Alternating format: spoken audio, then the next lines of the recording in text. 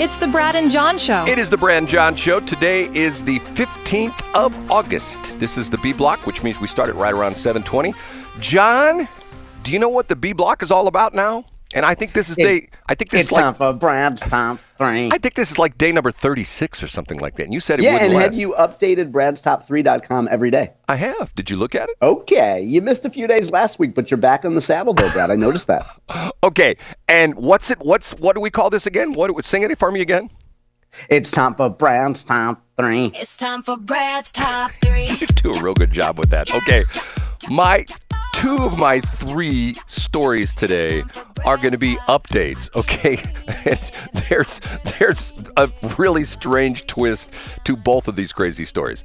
Number 3 yesterday was the federal agent who was assaulted by a Subway sandwich. Do you know the crazy bizarre part of this story? Ooh, no. What's new since yesterday, Brad? The guy was a Department of Justice employee. You're joking. The guy that threw the hoagie. Yes, he was. Okay, wait a minute. Was he like a contractor to do some cleaning or something? It was apparently fairly far up the food chain. He was like some kind of worked in like international relations department at the Department of Justice. And see, the interesting part of this is, to me, and if you know the story, maybe for those of you who don't know what we're talking about, there were some federal agents, and it was sort of unclear. I heard one of it was ICE. I heard about it was CPB. But essentially, they were someplace, and they were, doing their patrolling because Trump's got all these, federal dudes now patrolling D.C. And a little verbal interaction occurred between, apparently, this guy, whoever the sandwich thrower was. It occurred between him and the agent, and he was sort of calling out the agent. And if you watch the video, it almost looks like he slaps him in the face with a Subway sandwich, and then he throws it at him and hits it in the chest, okay? The guy was a DOJ employee. That came out yesterday, and Pam Bondi personally fired him. He's gone, man. He doesn't have a job anymore. And the interesting thing is, this is so funny. I love the Babylon Bee. Okay, you ready for this? You know what give it to us. The Babylon Bee story is. Ready for this? Here's the headline. J.B. Pritzker joins police force in hopes of getting sandwich thrown at him. Illinois Governor J.B. Pritzker reportedly joined the fray as law enforcement officer in the nation's capital in hopes of getting a sandwich thrown at him. Sources said the governor sprang into action today after hearing that a federal officer was assaulted by a man who threw a Subway sandwich at him during a confrontation, joining the D.C. Police Department and requesting immediate duty. Quote, "Oh man, I've got to get down there right away," Pritzker reportedly said after seeing the viral video of a man assaulting a Customs and Border Protection agent with a Subway sandwich. "Baxter, hold on my calls. Tell them I'm on an extended lunch." Pritzker bravely volunteered to jump in front of any sandwiches hurled by protesters. "I support President Trump's mission and will eat as many sandwiches as it takes to see it accomplished," he said. "Whatever it takes." The Babylon Bee is so good. I'm sorry. Yeah, it's so good. And by the way, is there anybody better to jump in front of a sandwich than J.B. Pritzker? You know what Trump should have done? Trump, here he puts RFK in charge of what? FDA, isn't that what he's in charge of? Yeah, that's right. Okay, he should have put Pritzker in charge of that. And he would say, now, JB, I want you to start the president's physical fitness challenge again, and I want you to go through all these different food additives, and I want you to, pull out, the calorie counting things. Yeah, that would be. Hey, you know what he could do, Brad? As a callback to B Block yesterday on August 14th, he could do the 12-3-30 routine. He could. Okay. Can't you see? Do you think there's a treadmill big enough for J.B. Pritzker? I think what they'd have to do is they have to go to like an industrial place. Have the dock high ramps, and they have those ramps that the trucks, and they have to put one of those on. You know what I mean? Essentially. Yeah, like a Six Flags conveyor belt for rafts. Right. I love it. Okay, ready for number 2? Yeah, give it to us. It's time for Brad's number 2. Yes. It's time for Brad's number 2. It is time for Brad's number 2. Now, John, we've had some technical issues so far this week. Hold on. Let me hold on. Hold on. Of innocent Christians in Syria. Hold on a minute. I'm playing it right now. Hold on. Bow down to their stupid rock, and the very same fates awaits your sons and daughters unless you send me to Congress, because I'm the only one who's not afraid of them. I'm going to be very honest with you. I didn't have the blessing of being born in America or even call myself a Texan, but you can't tell me that I don't care about Texas. The clowns in the Texas House allowed for a bunch of radical Muslims to take over entire cities. Okay, Now, I can't go any further than that. You know who that is, John? Was that your friend Valentina Gomez? Yes. I recognize that voice. At first, I didn't know who it was, Brad, but I recognize her from your Sweet Nothings album that you put together. That's just a remix of her top hits. I had to stop it because she drops the F-bombs a couple times. This is an ex-post. And you know what, John? Why don't we have, and what did she run for in the state of Missouri? She lived here for a while, and what did she run for? She ran for Secretary of State. That's right. She was in the fray with Mary MEC Mary Elizabeth Coleman and Mike Carter and the whole bit. They were all running in that same race. Correct. And a lot of people thought that she would finish in last place, and she did not. She did not. See, here's what I don't understand. If she were a Democrat, she would be like the president now. I mean, because of the fact that she would follow in the footsteps of AOC, and also we have our other St. Louis Hall of Famers, at least the former St. Louis people. We have Maxine Waters, and we have Jasmine Crockett, and they're like big stars. But Miss Gomez here is like nobody hears from her anymore. And it's been a while since we've said anything about her. But see, I got to stop that again. Well, I would say, Brad, I think, unless I'm mistaken, she's still running for Congress in Texas. So I assume that a lot of people in Texas have heard plenty from her. Yeah, that's my point. She left Missouri. Why did she leave Missouri? Well, I mean, probably after losing the election, she probably looked at Texas as being fertile ground. And if we think back to a year ago, Brad, prior to the primary, so a little more than a year ago, I said that she would be a fantastic national candidate. Like she needs a bigger audience. Missouri was too small of a pool for her. She needs to go to a place like Texas that has a lot more attention on it and can raise a lot more money and make a lot more money running in Texas. Well, I guess so. I mean, I find her fascinating. First off, she's an excellent public speaker. I mean, when she does, I've seen a bunch of her different videos she does on YouTube and a bunch of other places. And man, is she good. I mean, she just, off the top of her head, she just takes it and runs. A, she's well-spoken. B, she's attractive. And C, I like her message. I mean, I think because of the fact that me being, I'm like a disruptor kind of guy, wouldn't you consider her being like a super disruptor kind of person? Yeah, I think that's fair. And let's not forget probably the highlight of her campaign. And she had many. I mean, I think the personal highlight is seeing her anytime she's doing something athletic in tight pants. That's by far the highlight. But probably the second highlight was when she was talking about going to Texas with the border wall.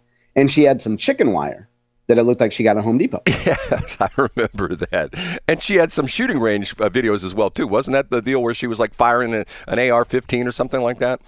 I think so, but sometimes it's hard to remember, Brad, because as we know, you're a fan of AI. And I mean, let's face it. We know why VCRs became more popular in the 80s. We know why AI is becoming so popular now. Brad, I think you just went to AI and asked for some different images and videos of Valentina. So who knows if she really fired a gun or if that's just kind of in your personal collection. You know what I mean? John, I have to tell you, I've gotten huge into AI. I'm taking a course. I'm taking an online course. And the guy who did the online course, who is so good at this, his name is Anthony Gallo. And I bought this course, and he sends you updates. If you ever bought some of these online courses before, there's some good ones. Like, for example, if you go to fastfoodmediet.com, which is an excellent online course. But anyway, yesterday I got an update from Anthony Gallo that the new Google VO3 is out. And I have to tell you, it's incredible. I mean, VO3 is, and it's expensive. It's a monthly thing you buy from Google. It's $249 a month. But if you are into creating video, I'm telling you, if you're like a video creator and you're doing like work for clients, I think you could pay off that $249 a month in probably a couple hours worth of work because of the fact that you would not believe the stuff that you can do with this. It's, to me, downright scary. It's that good. It's incredible. Okay, I'm sorry, I digressed. I've done that. What was that? The only time this week I've done that? Yeah, I think it's the only time this week. Okay, time for number one. And now, big finish, Brad's number. It has come out, John. More Francis Howell superintendent update. Have you heard the latest thing that came out from the audit? No, what is this about? Jane Pushkar? No, not about Jane Pushkar. No, what's this one? Is this about? Now I do have a headline up today, an additional headline regarding the fact that the AG Andrew Bailey wants to take a look at Francis Howell. But what else is there, Brad? Part of the audit came out that they paid a search firm $30,000 to find this dude. That's a pretty good deal. Well, don't you think they should get their money back? You know, I mean, and no, I think it's a fantastic grift, to use the word of the morning. I think it's a great grift. You're a search firm. You find a guy. You're not paid on whether or not the guy follows through on his contract. You're paid if you find him. Well, okay, there are rumors. This is a story that's been circulating. I don't know if you heard this or not, but this is true. I'm not making this up. There are rumors that the reason he never started the job is that after they did the search firm, and they did a background check on him and all this kind of stuff, and they offered him the job, in the interim, sometime in May or June, it came out that they missed something in his background search. Have you heard this story? No, I haven't. Yes, that's supposedly what the deal is. And apparently they went back to him and they said, hey, I know we offered you this job, but we got a little problem here. And they went back and forth, and his attorney got involved. And then essentially the Francis Howell people were like, well, maybe we shouldn't offer you this job. And his attorney said, well, yes, you already offered him the job and he's already signed the contract. And they went back and forth and back and forth and back and forth. That's why nobody will talk about it. And that's what, so that would explain why. In other words, the search firm and the school board would have egg on their face and missing some big thing. And then if you're him, you're like, hey, we have a deal. You better not say anything. Right. And then the Oklahoma, this came out as well yesterday, the Oklahoma school district where he got the job 3 days after the Francis Howell district paid him out. The Oklahoma school district is now investigating him as well too. So wow. Now, Brad, without mentioning any sources, do you have this from somebody sensible, or is this some kind of is this something you would read on Nextdoor next to a dog doo-doo post or something? No, I've got a pretty good source on this one. I mean, I really do. And when you think about it, when you put all the pieces of the puzzle together, it sort of makes sense. Because why would the guy, he goes through the search, he goes through the interviews, they offer him the job, he takes it, they sign the contract. Why would he not show up? And the interesting part of this is, why is the school district the school board being so mum about this? Because of the fact that you said egg on their face. It's embarrassing because, but the crazy part of this is, which is more embarrassing, that supposedly, allegedly, I'll say that, allegedly they found some skeleton in his closet they didn't discover at first. Which is more embarrassing? Having that come out, or having the fact that, we're just going to pay the guy $230,000, and 3 days later he takes a job with another school board and our school district, and every national, like I said, what was it, Wednesday or Thursday, where all three of our national talk shows were talking about this, as well as it was on, it's been on the talk show circuit. The Buck and Clay Travis show, they talked about it. They talked about it on the Glenn Beck show. Everybody has talked about it. So when you throw all those talk shows together, we're talking tens of millions of people around the country have heard that this rinky-dink little school district in Francis Howell in some place, and they all call it a St. Louis district, which is... But it's not, Brad. But, if you were on a plane and people ask you where you're from, Brad Hildebrand's going to say the Westplex. That's right. That's what I would say. He's not going to say St. Louis. Right. This goes to show, in my opinion, Brad, if I'll do a monthly callback to the old corporate days, when we would be handling some sort of an executive departure or layoff news or something vague that we had to talk about, people will internally and externally create their own story if you don't tell them the truth or you don't give them a compelling, believable narrative. People will fill in the blanks themselves. So I'm certainly not saying that this Dominguez skeleton in the closet thing isn't real. I'm just saying, when you don't provide people clarity on why you actually did what you did, people are going to fill in the blanks. It's It's like the data center in St. Charles, right? People are Absolutely, right? I'm surprised, Brad, that there's not more talk about. I hear that it's Bill Gates. I hear that it's Jeffrey Bezos, and they're trying to control the water, and they're going to dig deep into the earth and steal our water. No, it's Jeffrey Epstein, and they're putting his list in that 440-acre That would data make center. sense, Brad. I knew that it existed somewhere. And I hear that they're actually depositing all of P. Diddy's baby oil there, too, so that they'd finally have a safe place to put it. That's going to be... They tried to take it up to Coldwater Creek, but there's like signs up there that say no dumping now. The P. Diddy baby oil is going to be used to lubricate the hard drives in the data center. That's what that's for, John. Oh, Brad. I think that's the first time we've used the word lubricate since yesterday when we talked about old dry women. Okay, John, and one other thing, you distracted me. My point was going back to the story about which you had in one of your top three, the fact that they're going to call in the National Guard or the Army Corps of Engineers to clean up the junk. Okay, the city of St. Louis may not be equipped for it, but they got $250 million, and they have in their hand a cell phone. Now I was going to say Tashara Jones, but she's not there anymore. Kara Spencer has in her hand a cell phone, and all she has to do is pick up that cell phone and dial 1-800-GOT-JUNK, and it'll be taken care of. That's a great point, Brett. Or she could call. Have you seen those trucks around town that say college hunks? Yes. College hunks. I mean, hunks. to me, that always sounded like the kind of guys like a Lucas Kuntz and Josh Hawley, guys that would get in each other's faces. It seems a little homoerotic to me. But I guess if you're a lonely woman, you could call college hunks, I have a friend of mine that hired them once, and the interesting thing was that they have in their contract that if they work for 4 hours, every 4 hours they have to have a break, and you have to give them a cooler of beer. And they sit around, and then what they do is they have a contest as who can crush the beer can flat enough on the other guy's head, and then they get back to work hauling junk or moving furniture. Did you know that, John?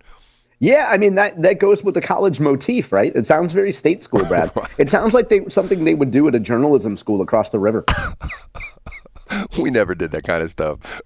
We would always make fun of the St. Louis kids who would show up at the granary, but that was another story. Okay, you ready for the C block, John? God, I can't believe it. How are we on time for two segments, Brad? Are you feeling okay? I think I'm sick. We're ahead of time. It's